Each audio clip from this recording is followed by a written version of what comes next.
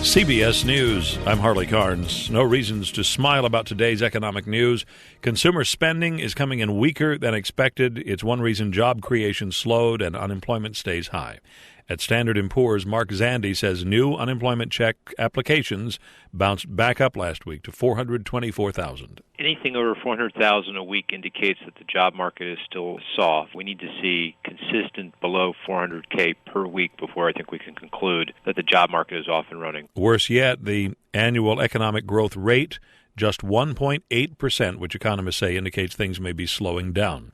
Jill Schlesinger at CBSMoneyWatch.com. We're seeing a lot of restraint from the government sector, down over 5%, and that's as a result of all the budget constraints that we're seeing both on this municipal, state, and federal level. The expectation had been a rise in first quarter corporate profits. They were down nearly a point overall. The Obama administration has announced plans to snip some red tape that face small businesses every year. Cass Sunstein, White House regulations chief. We are eliminating unnecessary regulatory burdens and tens of millions of hours in red tape. He says more changes to come. On Wall Street, the Dow up 38 points, Nasdaq's gained 25, oil over $100 a barrel.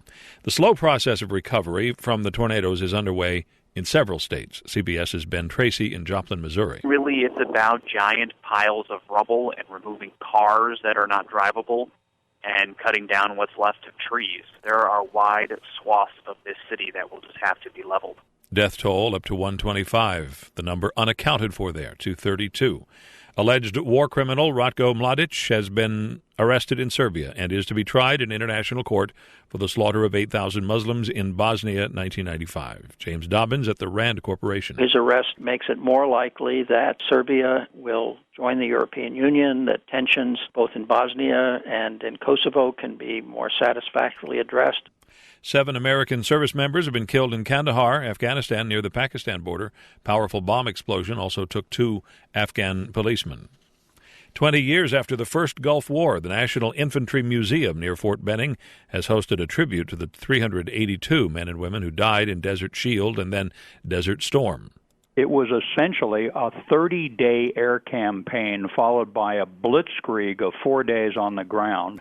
Army General retired Barry McCaffrey was a division commander in that war. Actress Lindsay Lohan reported to the Los Angeles Women's Jail this morning before the sun came up to be fitted with an ankle monitor. They had her out of there right away. Now, that monitor is supposed to make sure she stays at home for her 35 days home confinement for violating her probation. Her 12 weeks of community service comes after that. This is CBS News.